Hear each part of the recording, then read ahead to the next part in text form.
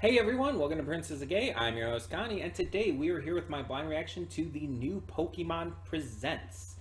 Yeah, there was a Pokemon Presents today. I actually almost forgot about it. But we are here and we're going to react to it. I don't always react to these things, whether it be Pokemon or just a Nintendo Direct or whatever. Um, but I wanted to react to this one. Just kind of just did. So we're gonna check this out. I know nothing about this, but it will be redirected in the link below, just because possible issues could come up. I don't know. It's possible. Um, I just don't want to risk it. So I don't know what to expect with this. I do have my hopes though. One thing is I hope that we get more info on the DLC for Scarlet and Violet, because the one big thing we need to know is release date. That's like the one thing we don't know. Supposedly, the Teal Mask is supposed to be coming out in the fall, but we don't know when.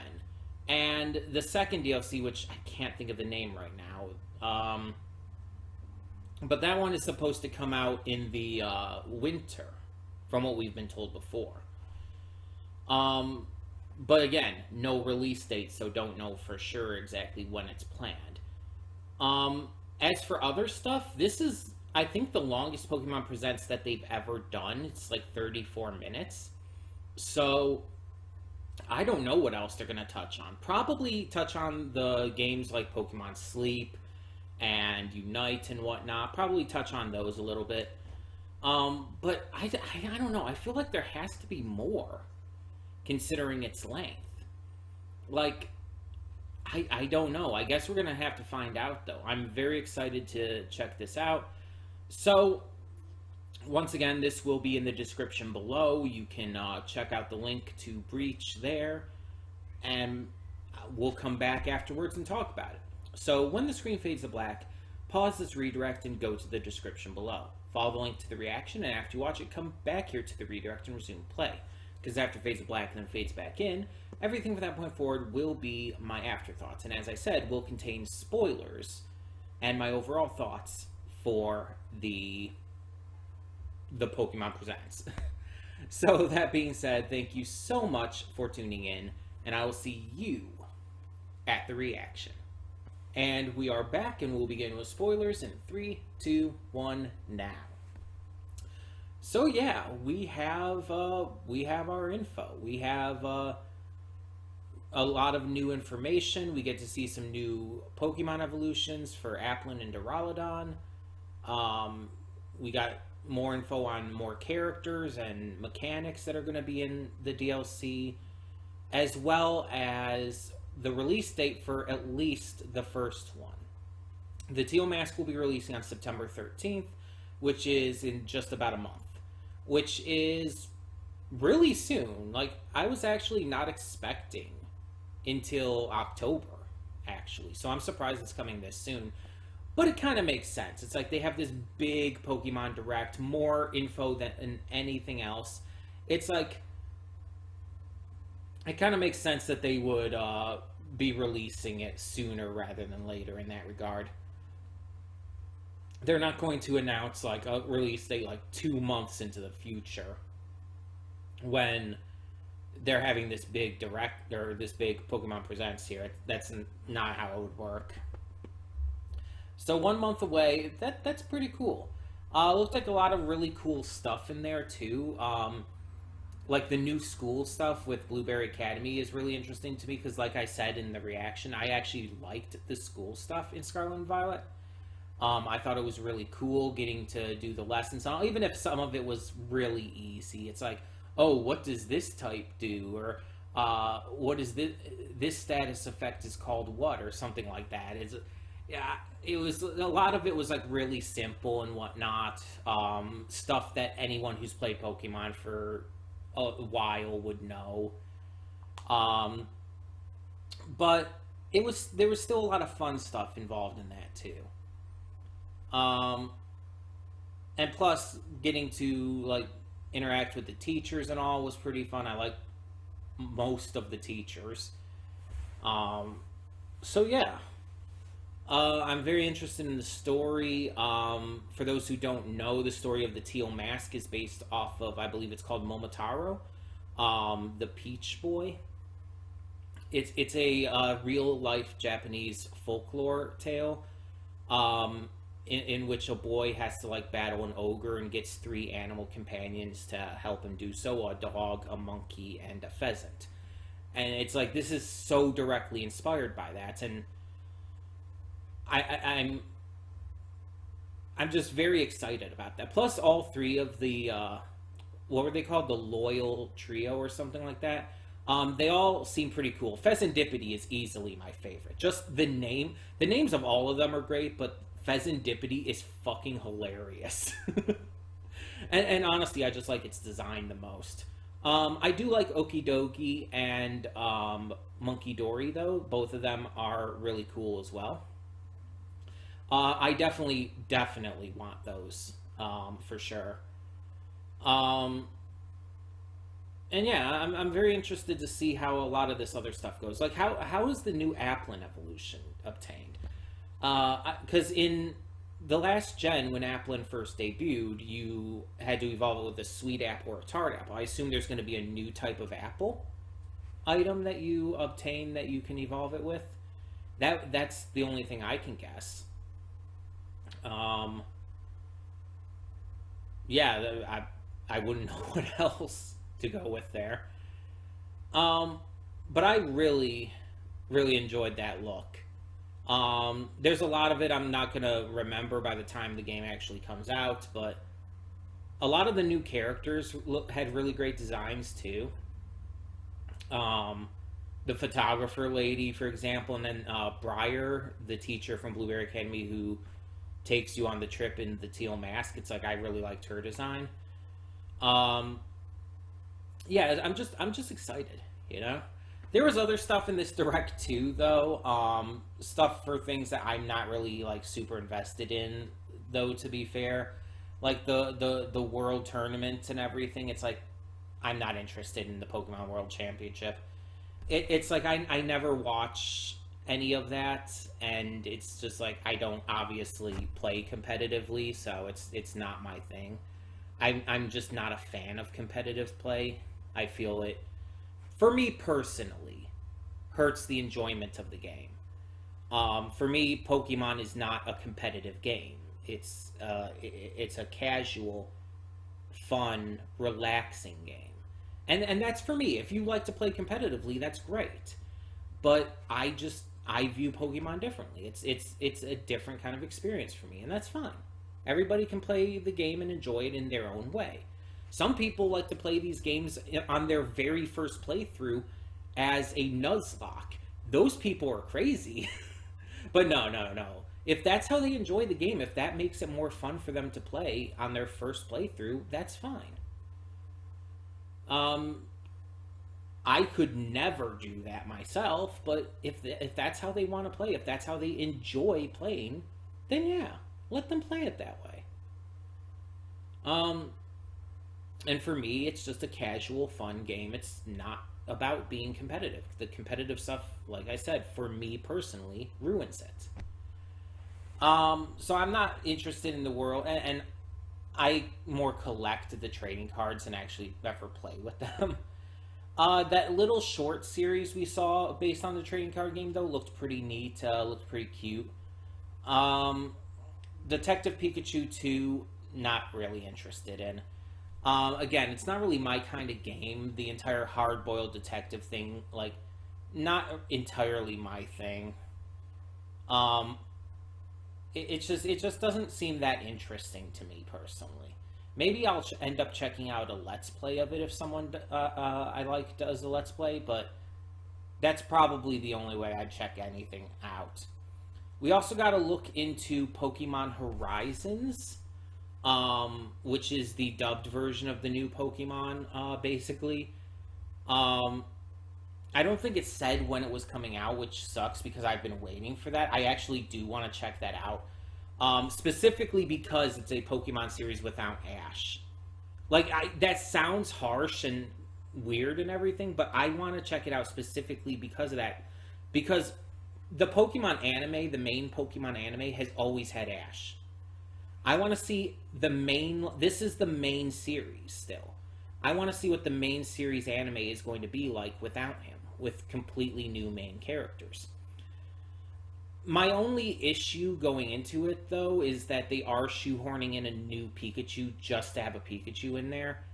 One of the main characters doesn't use it. One of the main two. It seems like I think it's like a professor or someone who has like a Pikachu with like a captain's hat. And it's like they're just shoehorning that in there just to have Pikachu because Pikachu's the mascot of the series. It feels unnatural to just have another character just forced to have a Pikachu. Hopefully that character and the Pikachu aren't in there super often. Because it's like, if we're having a new series, a new main series without Ash, let's just completely wipe the slate clean and not have a Pikachu either. It's like, why would you, like, if you're gonna get rid of Ash, just get rid of all of that. Like, start fresh. I don't want Team Rocket in it either, believe it or not.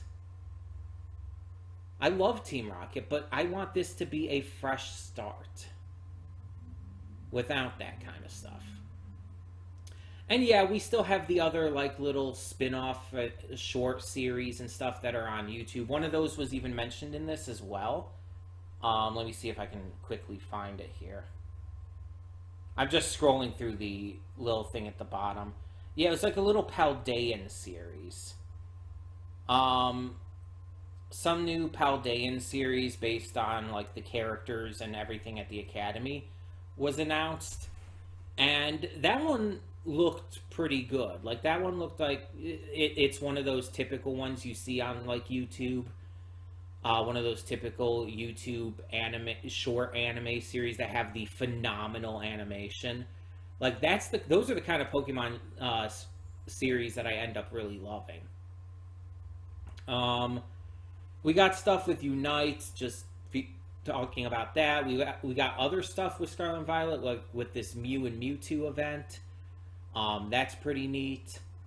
I'm probably going to get the Mew, and I'm going to try to get the Mewtwo, because when they had that event for the other two Paradox Pokemon, I did get both of those, so I'll probably get Mewtwo. And then there apparently are new Paradox Pokemon featured in the DLC. There's a Raikou one. We already had a Suicune one, so now we're getting a Raikou. I wonder if that means there will be an Entei one at some point. But yeah, it's like, that's really cool. Just keep bringing in more Paradox Pokemon. I actually really like them. And I like them especially because they're not technically legendaries. Like even like Koradon and Miraidon are not actually legendaries. They're literally just like ancient forms of Cyclizar. And I like that. I like that that's different. The Paradox forms bring in a whole different like aspect of things. They're both ancient or future forms of Pokemon. Again, with Koraidon being the ancient form of Cyclizar and Miraidon the future form. But at the same time, they're also not technically supposed to exist. Hence the name Paradox Pokemon. They aren't supposed to exist. They're not like realistically what the ancient versions or future versions of these Pokemon actually are. They're literally paradoxes created by, I guess, the time travel shit and everything that happened. Which is why certain things don't make sense with the lore. Like Suicune having an ancient form, that doesn't make sense with the lore because of how Suicune, Raikou, and Entei were created by Ho-Oh and all. So that wouldn't match up. So I like that the Paradox Pokemon are, well, paradoxes.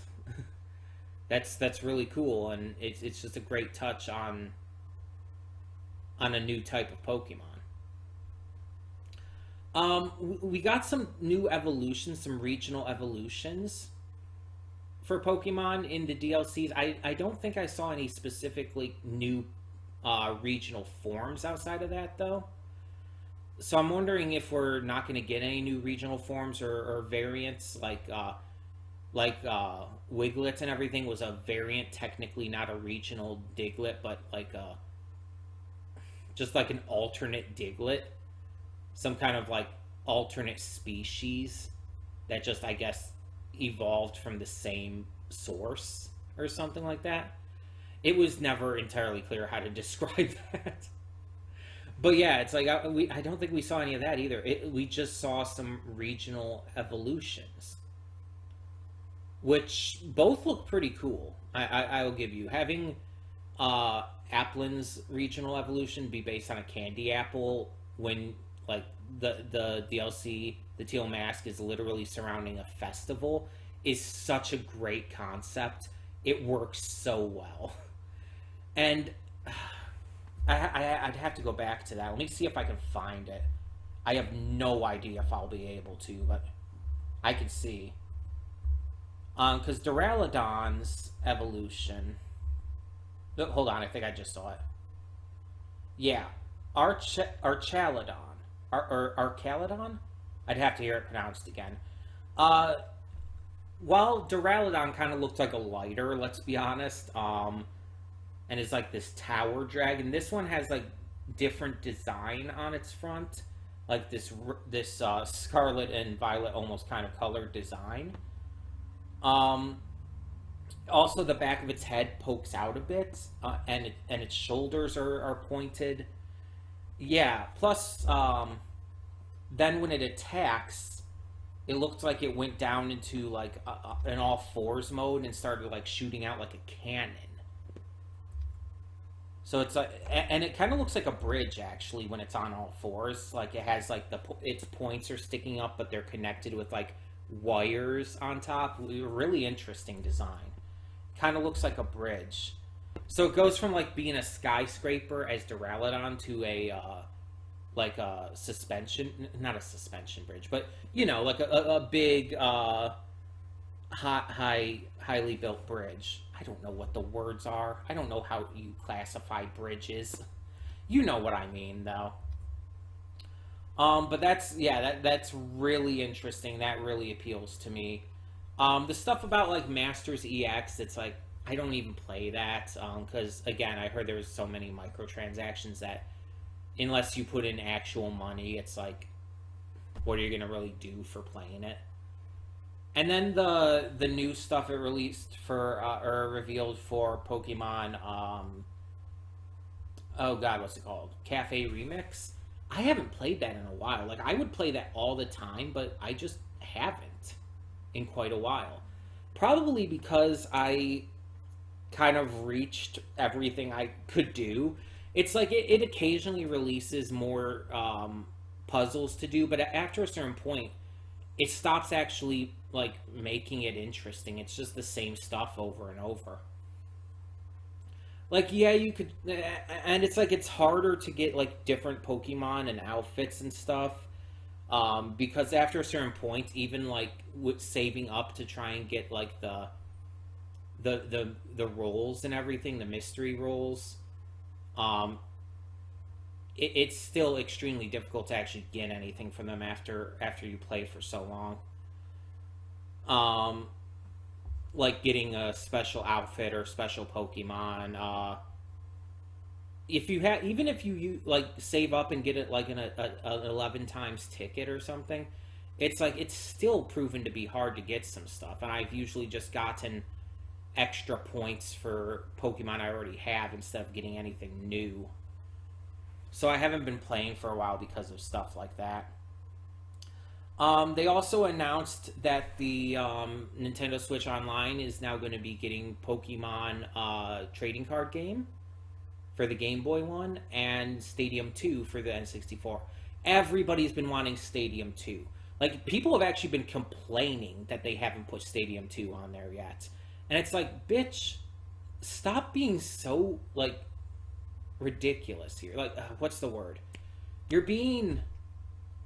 Oh my god, my mind is blanking on a lot of things today. Wow. You I hope you understand what I'm trying to say. Um, they like think they're owed everything, and it's like they think that they're just owed to get Stadium 2 and everything, and it's just annoying to see people acting like that. It's like, if they're going to give you Stadium 2, wait till they announce it. That's all you have to do. Stop trying to force it. You don't, like, it's not owed to you to have Stadium 2. So finally, I guess this will shut them up. I personally haven't been playing Stadium 1 on the Switch Online. Because I don't play that too often, any of them. Um, but yeah, it's like I just haven't really had a reason because I've played the Stadium games a lot growing up. It's like it's not gonna leave me any surprises or any like excitement to just go through things that I've done a million times before. Um, the trading card game might be a little more interesting because it's a little different each time on how you play and how you strategize each move. So that would be a little more interesting to go through. But yeah, it's like there's also stuff on here for Pokemon Go. It's like, do people still care about that? Um, but yeah, overall, there is a lot in this direct. Like they covered pretty much all of their bases, and you know what? Fair enough. I enjoyed it for what it was, and for the info we got on the Hidden Treasure of Area Zero specifically. Which, by the way, speaking of that, they revealed quite a bit about the Teal Mask and the Indigo Disc. But then there's also that what's going to come after, like with the actual Hidden Treasure of Area Zero part of it. Nothing about that was explained, and I like that. They're keeping that a mystery. They did that with the main game too.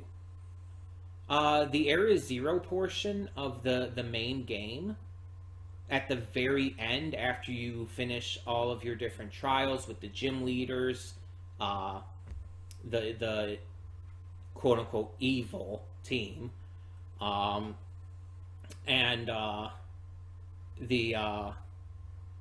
the paradox stuff with Arvin. After you finish all of that stuff, it's like, yeah, Area Zero is always looming there, always like set up, but it's like you weren't actually like hyped up to too much of that beforehand, so a lot of that ended up being a big surprise and was really exciting. The only way you really knew is if you knew about leaks, and I avoid those. So I'm excited. I'm excited to see what that aspect brings in at the end of the DLC. So if the first part, if Teal Mask is coming out in September, then I would have to assume, because the second one, Indigo Disc, is slated for winter, it has to be December, right? Because it says winter 2023, not 2024, which means it's not in January or February. It has to be December.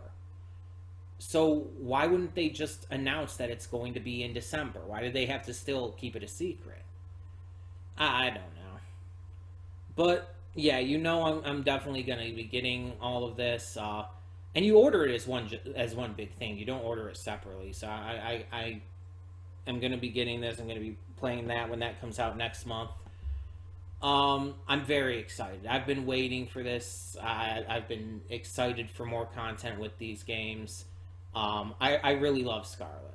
Like that's the one I got and the one I play. I just genuinely love this game. I think there's a lot of things that are better with the previous generation, but there are some things that are better with this one. And a lot of the complaints people have had have just not been a thing for my playthrough. It's like, oh, there's all these like glitches and all of these graphical issues and everything. It's like, where? It's like all these people are apparently experiencing all these fun glitches, and I'm just here like, this is running super smoothly. Like, what are you talking about? It's like, I don't understand. But hey, I'm not complaining necessarily. Like, I wasn't experiencing like any of those glitches. One thing I'm wondering that they didn't uh, talk about one way or the other is, will the new games or the new DLCs, will the levels scale? Because in the previous generation with the DLCs, I believe that is what happened. I believe the levels scaled so that when you started the first one of those, like the levels of the Pokemon and trainers there and all would be equatable to what the level would be after you beat the main game of Sword and Shield. So I assume it's going to be the same here, but they haven't really said, so I don't know for sure. Um, I don't entirely mind if it doesn't scale and you have to start from a lower level again. That doesn't bother me too much. Um, I guess we'll just see. It would give me a chance to like train up some different Pokemon than I did before.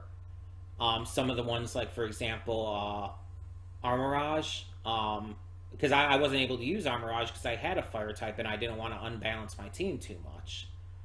I did not need two fire types because I started with Fuecoco.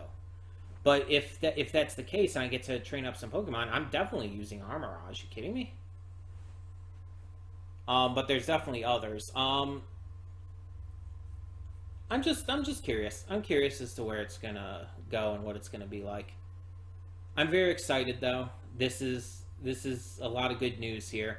But tell me in the comments, what did you think of this Pokemon Presents, the apparently biggest Pokemon Presents ever? Let me know your thoughts down in the comments. And for now, I'm Connie and I'm signing off. See y'all next time.